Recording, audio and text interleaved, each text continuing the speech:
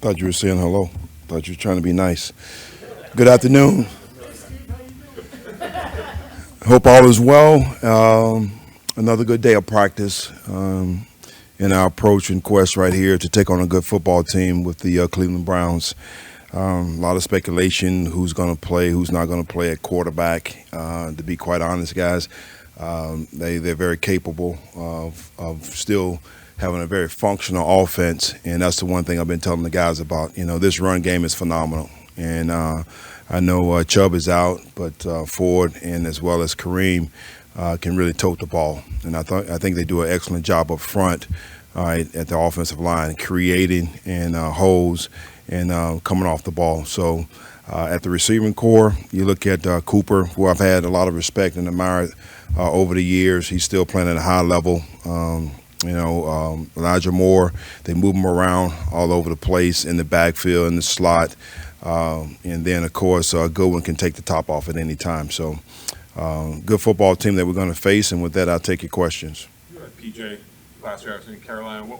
If he's the guy going this week, what does he offer as a quarterback? I think he's very capable of running that offense. You know, he makes good decisions. He's good with the ball. He can win with his legs. You know, a lot of what Deshaun can do. So when people say, you know, are they going to dummy down the offense, I don't think so. I think he's more than capable of running that offense. You haven't been around Fred Warner for a little while now. But what have you noticed particularly about his preparation, the work that he puts in a week, and then maybe how it manifests in games? Just one word: consistency. You know, the guy is consistent. He's the same every day, and the same way he plays is the same way he practices. You know, he creates a kind of atmosphere at practice that gets really everybody on edge, particularly myself, because I'm waiting for Kyle, you know, to start fussing at us because he just goes at a high level, you know. What have your very early impressions been of Randy Gregory thus far? Short period of time, just, you know, conversing with him, you know, good person. I think he's going to fit right in with the culture that we have here. He understands the tempo and how we practice. I love the way he moves around, and just his willingness to get in here at all times of the day, just trying to absorb and learn this defense, says a lot about him. What's your assessment of the pass rush so far? Sacks are a little bit down, but they're keeping the quarterback in the pocket and creating a lot of pressure. It's hard to put a grade on it, and, you know, everybody look for numbers, and you know, you want to, you know, say, you know, Bosa's not doing this or Hargrave is not doing this, but as you just mentioned, they're getting rid of the ball quickly. And we do have a lot of disruption on the quarterback, meaning we're hitting the quarterback. And based off, you know, each game plan, it determines on exactly what we do coverage-wise. So I think, you know, there's times that you can see this past week that we tightened things up a little bit and we were able to get there. And we forced some ill-advised throws that came out in our favor. Kind of following up on Nick's question about Warner. Beyond his skills, what does he mean to this defense as a leader? A lot of players have talked about him as the leader of the defense.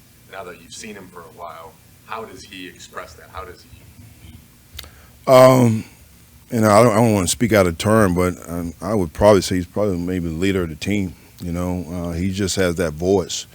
But definitely on the defensive side, he talks to the guys all the time. I give him the floor. At certain times, whether it's the night before the game or at certain times during practice when we bring it up, you know, he talks to the guys. So he's a voice of reason. He leads by example, and I just love everything about him. Have you seen a guy come in with as much energy as he does every single day, and then even it seems like more so on game day? Yes, you know, I started out with the word consistency. That's exactly who he is. You know, you're going to get the same. You know, it's never a bad day, high energy. And again, he just, you know, his teammates feed off of him, which I love. Steve, Greenlaw is violent every game.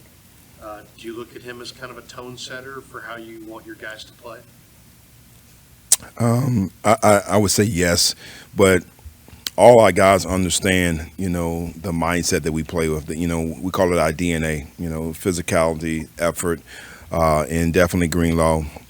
He shows that each and every play. You know, you look earlier in the game last week, it was in the first drive, you know, that tackle he had on the sideline with Pollard. I think it set the tone and how we played the rest of the game.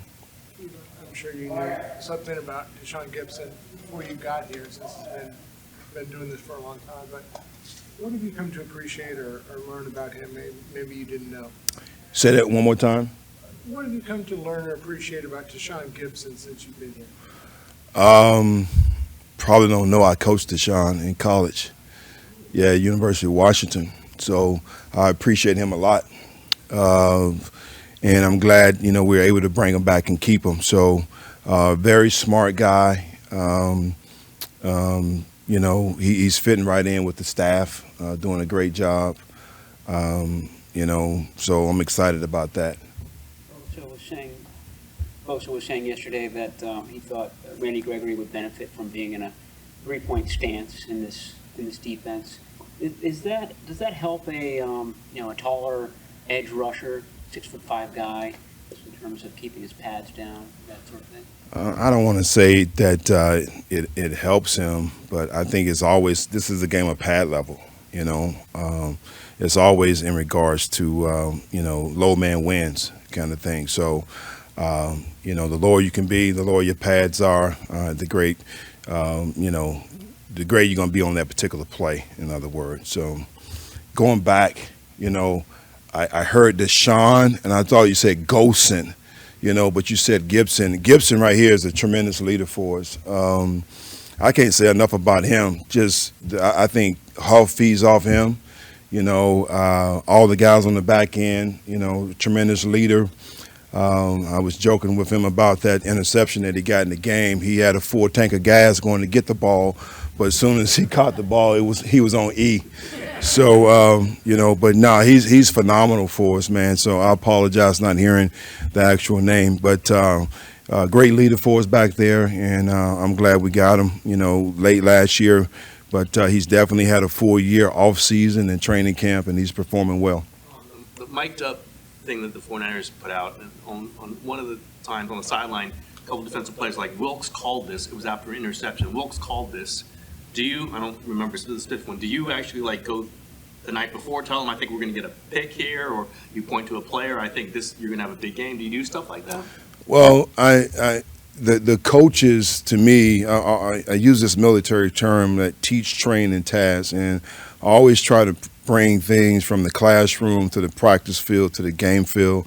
And I was talking about how Johnny Holland, he does his drills, so I pulled that actual drill from individual period with OB Burks and him making that play on the quick game, and then I showed the exact same clip in the game from practice, and I told him if it happens tomorrow in the game, I said, you're going to get this interception, and it was exactly the same play. So the coaches does a tremendous job in really always showing the guys what they're going to see in the game. That's what I always tell them. There's nothing that we can ask these guys to do if we're not trying to put them in those positions in practice. So kudos to all the coaches. You tell the whole team this, the whole unit, or you This was Saturday night, yes, the whole unit. The Browns are running the wide nine. What do you like about that particular alignment? You really have to understand and know about it, which I didn't know before I came here. I've seen it, went against it, but there's different things about it, which I'm not going to, allude and go into. But Kaseric does a tremendous job in coaching those guys, and is pretty effective in taking a lot of things away, in the run game. Janor is You mentioned a couple times that coaching up in the booth would keep you calm a little bit more than maybe. How through 5 games, how has that been? Has it kept you maybe a little calmer? It's been pretty good. I stay ahead of the down, and just being able to look at my call sheet and get ready for third down calls and things like that. But it can still get emotional up there on the headsets.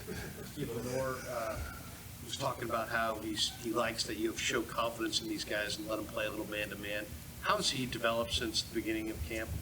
I think the confidence with me comes from the confidence in them, being able to go out there and perform. They start that in practice. With Demo, I've told you about him since I got here. I've seen that progression, that growth with OTAs, mini camp, training camp, being consistent in what he's trying to do. And to be quite honest, I saw that last year when I started watching, the cut-ups and all the games. You can see not so much confidence early on in the year, but by the time he got to the latter part of the year in the playoffs, he was playing with a lot of confidence, and he just built on that since last year. So happy where he is. Good. I apologize about that. How do you think you guys did against Michael Parsons on Sunday? It was obviously the stat line was good, and the guys performed well. I mean, and it was, I think everything kind of went well for us. The game kind of went our way, and we were able to get the ball out on time to some players that were open, so we didn't hold it. So that had a lot to do with it. But I think overall we performed. We did a nice job against them.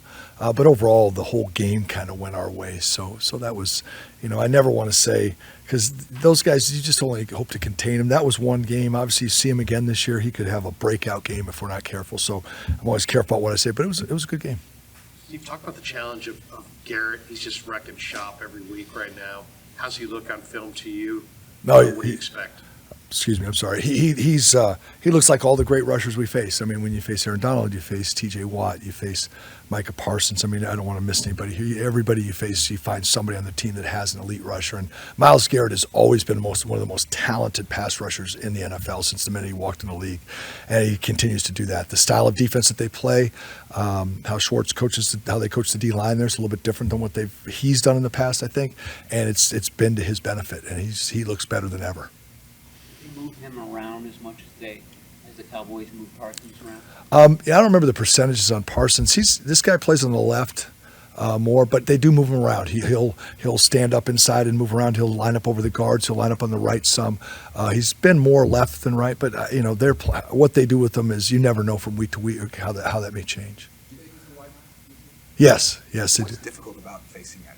Well, I just think more than anything else, it's one of the reasons why I think we gravitated towards the wide nine and the jet defense. It's just penetration sometimes is difficult to deal with for an offense, especially when you're in certain run schemes. You're trying to get to the line of scrimmage and they're in the backfield, and it's just disruptive. And the wide nine kind of sets edges that makes it harder to get outside. You have to find ways to do it, but obviously it's no more. But we talk about the wide nine defensive end. It's a bigger guy out there, but 3-4 defenses those outside linebackers are wide nine setting the edges as well. You go back, I remember when I was in Indianapolis and you had, I was coaching Dallas Clark and Marcus Pollard at tight end, and they had Vrabel and McGinnis. They didn't call them wide nines, but they were wide nines and they were setting the edge and you weren't running outside of them. That's kind of what this wide nine does as well. It kind of sets the edge of the defense. They don't feel like you can run outside of it, and then the rest of the players play off of that. Fans sometimes and outsiders will look at a team that's playing real well, as you guys obviously are, and wonder, man, is this team peaking too soon? Does that exist?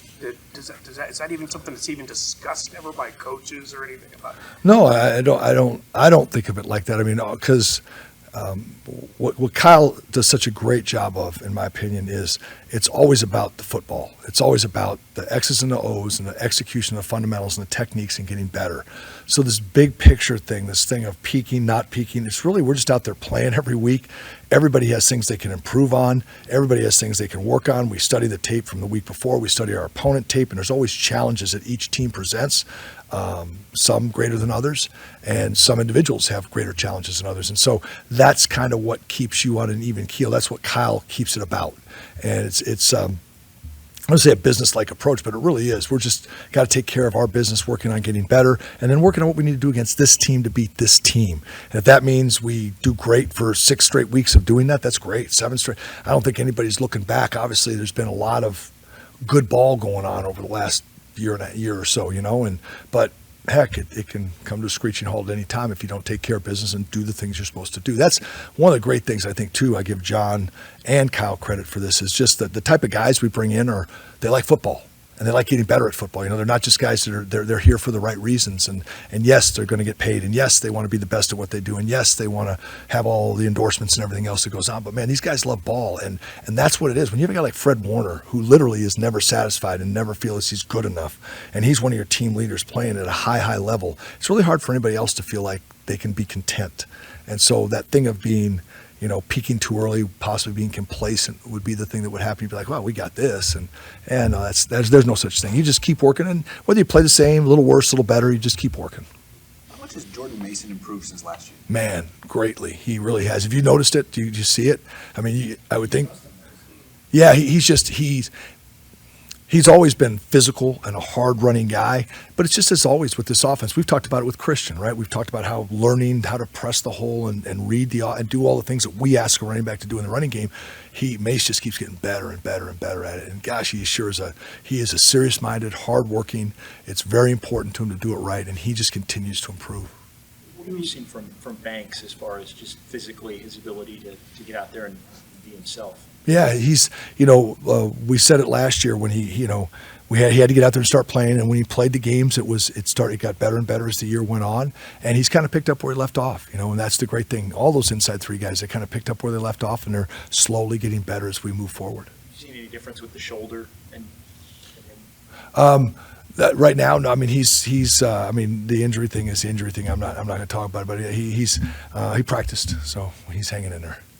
Chris Foerster and Jim Schwartzer from the same coaching tree. Will you sit down with Chris at all this week and just kind of go over ways to sort of defeat the wide nine in the running attack? Yeah, we've I think we've been together so long doing it, and we also played Schwartz when he was in Philly.